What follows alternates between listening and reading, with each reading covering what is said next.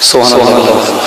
ইন্নাল্লাযীনা ক্বালু রাব্বুনাল্লাহু সুম্মা ইসতাকামু তাতানাজ্জালু আলাইহিমুল মালায়েকা আল্লা তাখাফু ওয়া লা তাহজানু ওয়া আবশিরু বিল জান্নাতিল্লাতী কুনতুম তুআদুন। মহান আল্লাহ জানিয়েছেন ইন্নাল্লাযীনা ক্বালু রাব্বুনাল্লাহ, আল্লাহ রাব্বুল আলামিন জানিয়েছেন নিশ্চয়ই দুনিয়ায় যারা বলে আল্লাহ, ইন্নাল্লাযীনা ক্বালু রাব্বুনাল্লাহ, নিশ্চয়ই দুনিয়ায় যারা বলে আল্লাহ আমাদের রব, সুম্মা ইসতাকামু, আল্লাহ রাব্বুল আলামিন জানিয়েছেন এরপরে যারা ওই কথাটির উপরে কায়েম হয়ে যায়, আল্লাহ রাব্বুল আলামিন জানিয়েছেন তাতানাজ্জালু আলাইহিমুল মালায়েকা, মহান আল্লাহ জানিয়েছেন ওদের মরণের সময় ওরা যখন মরণ দ্বারে হাজির হয়, ওদের মরণ দ্বারে আল্লাহ তাআলা আল্লাহ পাকে রহমতে ফেরেশতারা হাজির হয়ে যায়। আরো আল্লাহ তারা হাজির হয়ে যায়।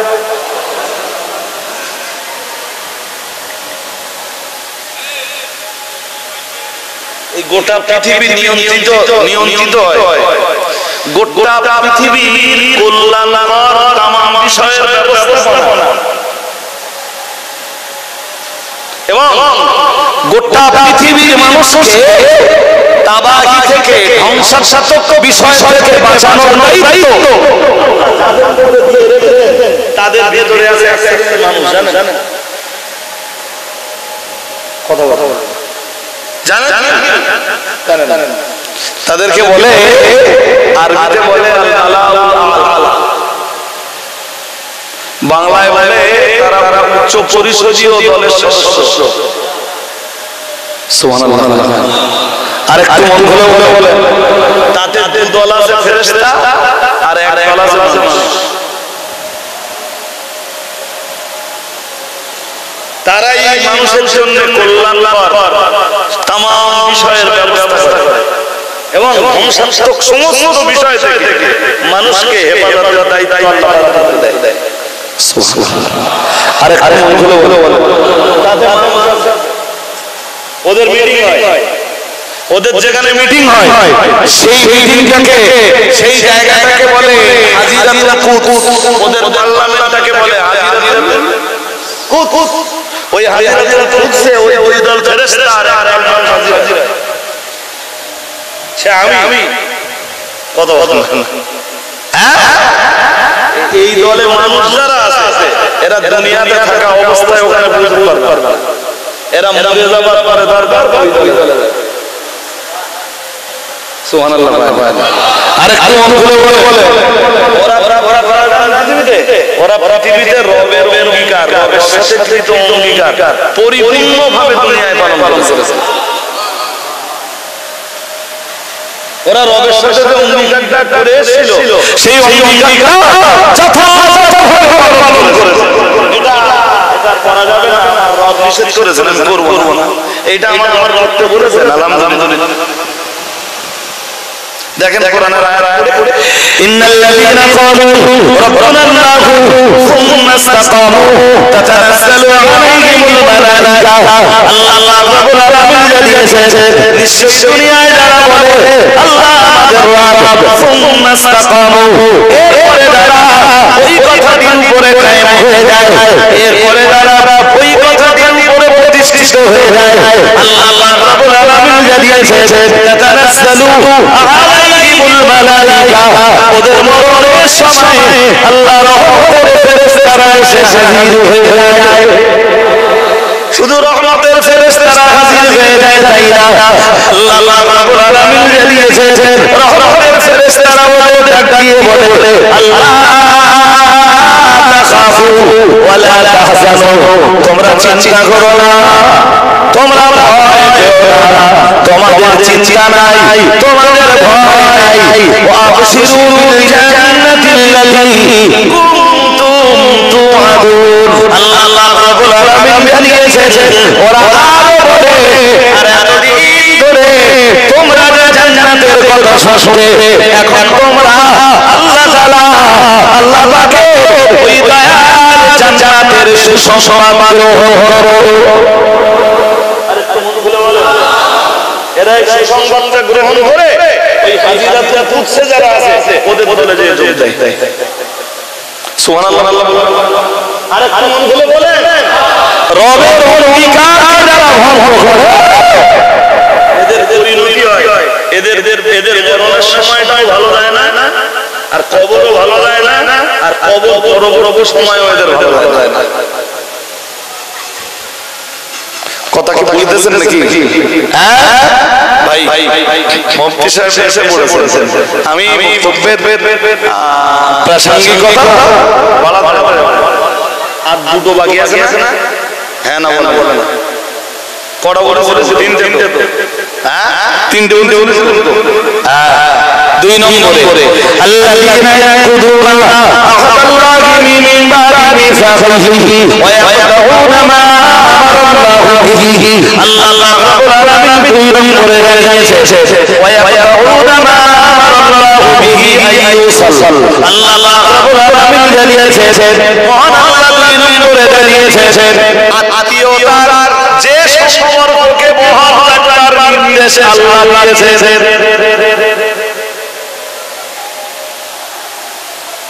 আল্লাহ আমাদের নির্দেশ দিয়েছেন আমরা যেন আত্মীয়তার সম্পর্ককে বল থাকি সুবহানাল্লাহ কিন্তু অধিকাংশ ক্ষেত্রে নিকট আত্মীয়রা দূরে সরে যাচ্ছে ভাগ রাখে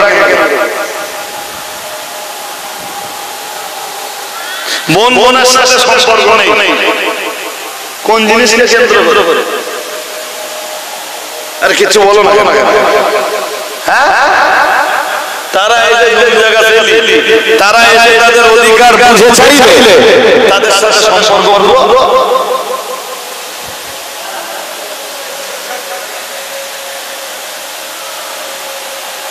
কি বলতেছি কিছু বুঝতেছেন না বুঝতেছেন একবার আপনার কোন সম্পত্তি বার করলে ভাবি কি বলবে বলবে সম্পত্তি যখন বার করে নিয়েছে সম্পর্ক কি সম্পর্ক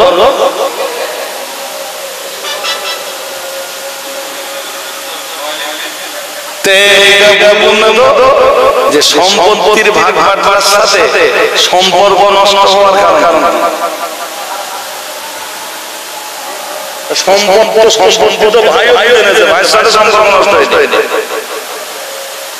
বোনেরা যখন নিতে চায় বোনেদের সাথে সম্পর্ক নষ্ট হয়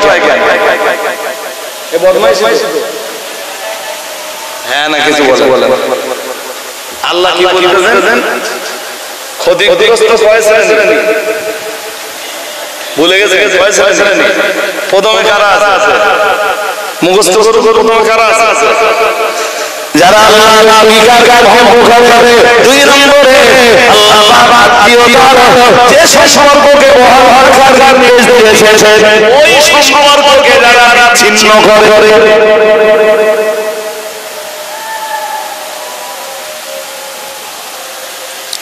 মহান আল্লাহ কোরআনে ওই আয়াতের শেষ অংশে জানিয়েছেন উলাইকা হুমুল খাসিরুন আল্লাহ রাব্বুল আলামিন জানিয়েছেন ওরাই হলো পৃথিবীর ক্ষতিগ্রস্ত বলুন নাউজুবিল্লাহ আর জোর বলে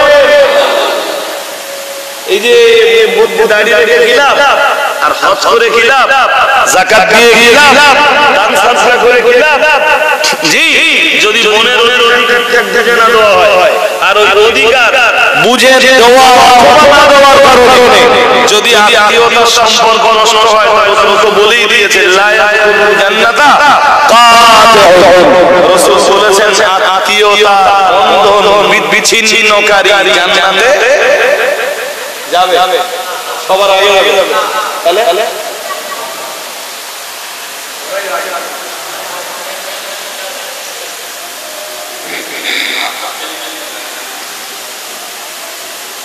জান্নাতের ঠেলা জায়গা নেই এই যে বাজি জান্নাত ঠেলার জায়গা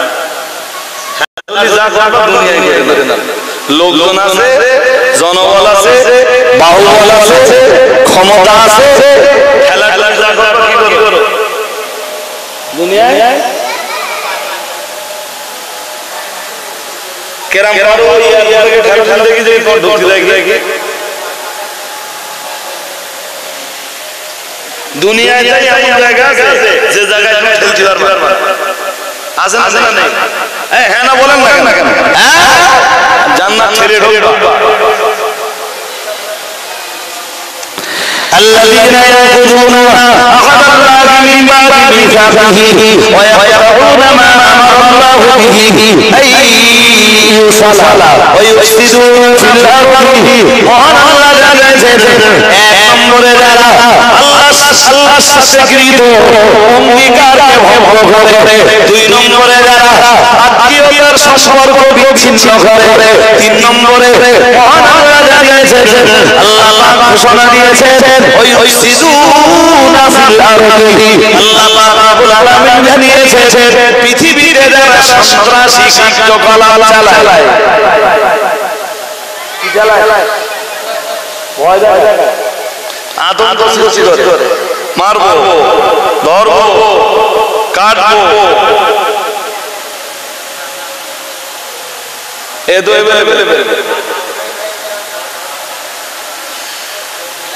এই তো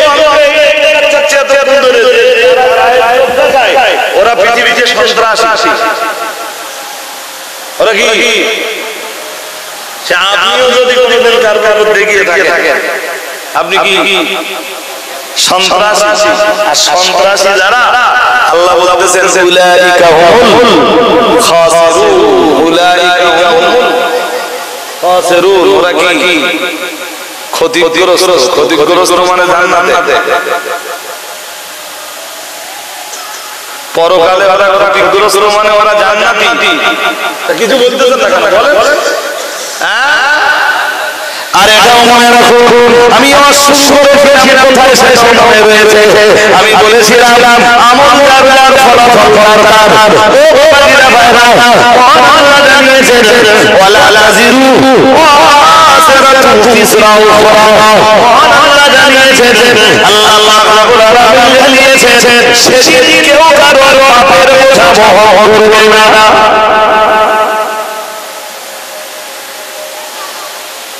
কেউ কারো নেকির ভাগ, এই দুটো কথাই বলেছিল। কেউ নেকির ভাগ নেবে না, আর কেউ আপনার পাপের বোঝাও সেদিন নেকি যার ফলাফল তার, আর পাপ যার এটা মনে রাখবেন। তবে কিছু কাজ আছে যে কাজে ভোগান্তি আগে না, বহুজন হয়। যেমন ধরেন কি করে বোঝাই, এই ধরেন একটা বাহিনী গঠন করা হলো, বাহিনী গঠন করে বলা হলো যে আজকে রাতে অঙ্কিল মেরে ऐसा নির্দেশদাতা কেউ না কেউ আছে তো, কথা বলো,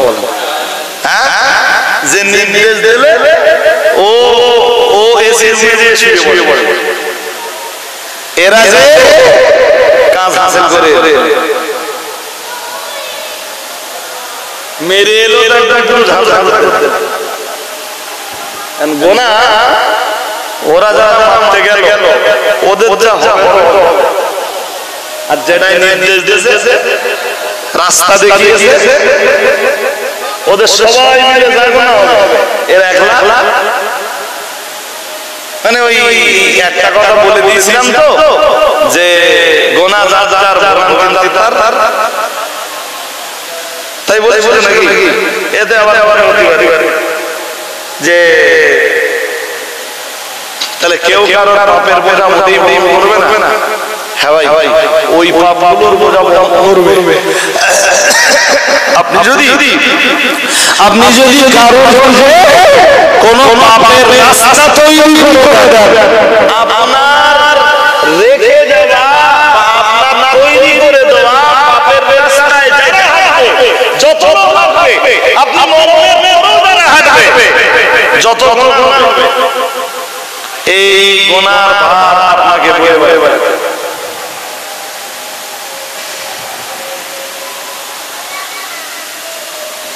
আমি কি কথা বলছি কিছু বুঝতেছেন নাকি? আবার যদি নেকির কোনো ভালো রাস্তা রেখে দিতে পারেন, যেমন হাদিস শরীফে আর একটা হাদিস শুনলে আমার আজ ক্লিয়ার হয়ে যাবে।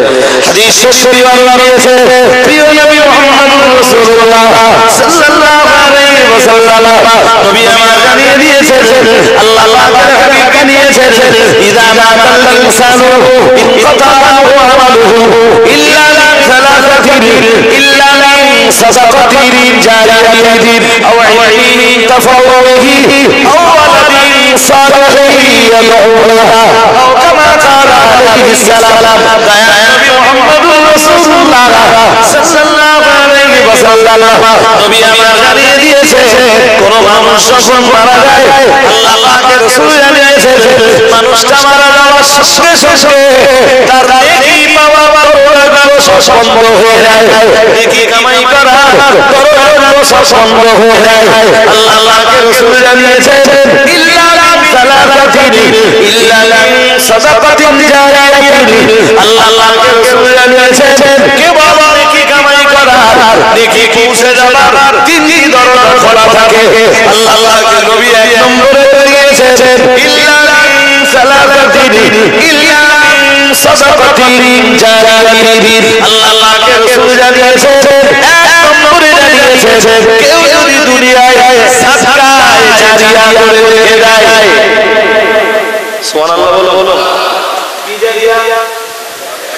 সাদকা মসজিদে দান করেছিল, টাকাটাও হালাল ছিল। টাকা যদি হারাম হয়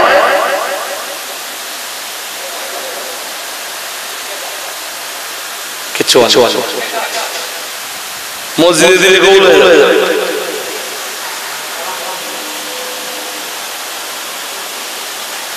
বলুন বলুন বলুন, টাকা হারাম হলে মসজিদে দিলে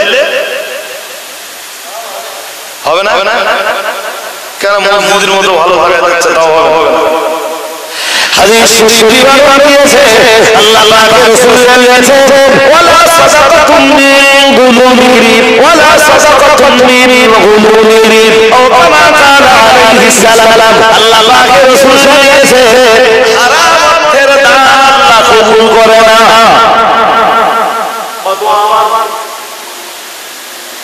আরে বাবা, লটারিতে টাকা পেয়েছিল,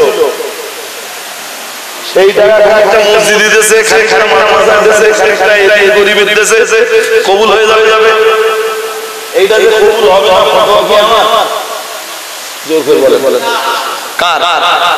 রাসূলের ফতোয়া। কার? ১৫০০ বছর আগে রাসূলুল্লাহ এই ফতোয়া দিয়েছেন, ওয়ালা সাদাকাতুন মিন গুলুমিন। আল্লাহ পাকের হাবিব জানিয়েছেন, হারাম অর্থের দান আল্লাহ কবুল করে না। নাউযুবিল্লাহ। সবাই বলে নামাজ দিয়ে বলে নাউযুবিল্লাহ।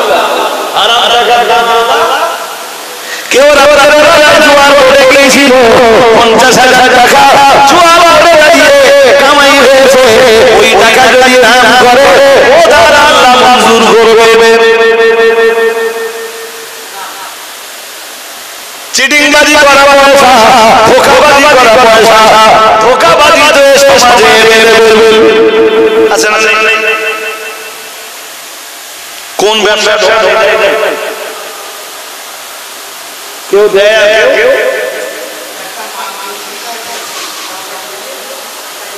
তা বলেনি। দেখা কোন ব্যবসা দোকানে। ও শুরুতে একবার বলেছিল যে কাজে অবৈধ উপায়ে ৫,০০০ ইনকাম হবে, ওই একই কাজে আমাদের দেখা, ওই একই কাজে অবৈধভাবে ৫০০ টাকা কত, আর অবৈধ উপায়ে একই কাজ। কাজ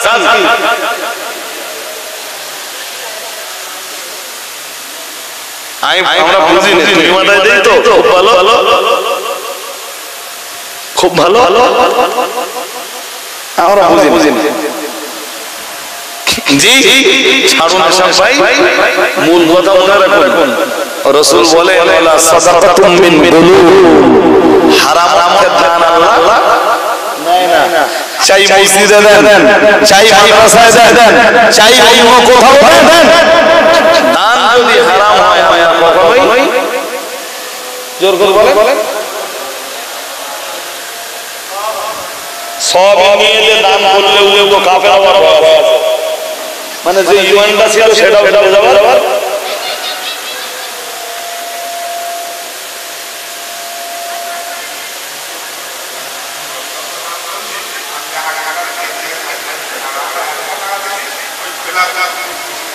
আমি বুঝলাম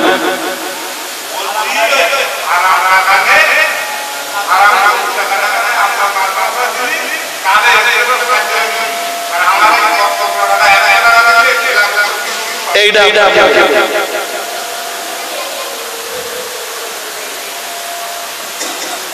বলেন উত্তর দিতে। এইটা আপনাকে কে বলে আপনি জানেন?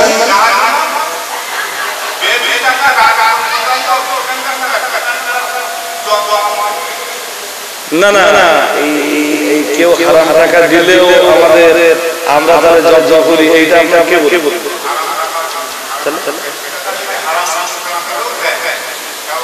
আপনি ভুল বলছেন, কথা বলছেন।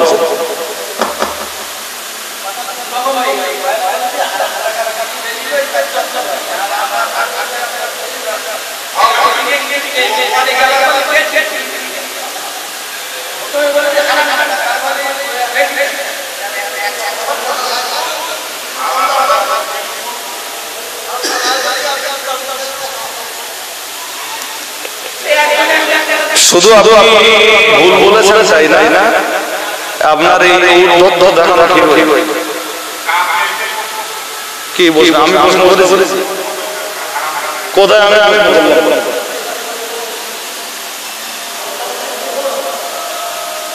প্রথম কথা বলেন যে এতটা লোক আছে, আপনার কারণ লাগলে না, আপনার লাগলে কেন?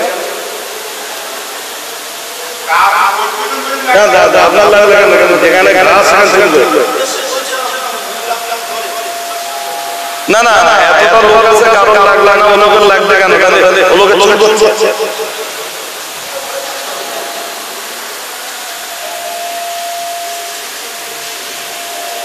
কথা তো আমার একটা কথা না, কথা তো রাসূলের।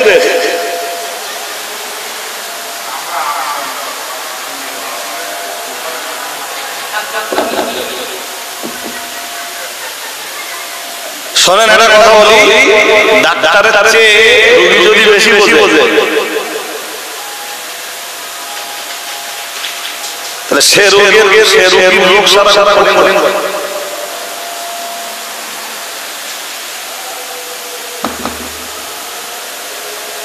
এই আমরা এরা করি, কখনো চোখে দেখেছেন?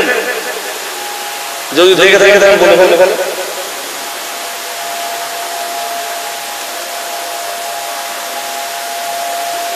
বলে ফেলে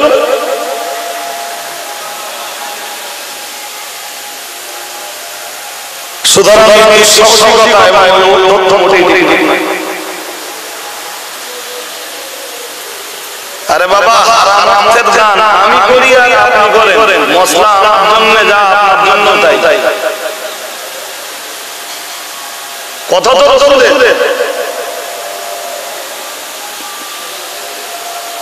সুতরাং আমি করলে ফলাফল যা, আপনি করলে ফলাফল তাই।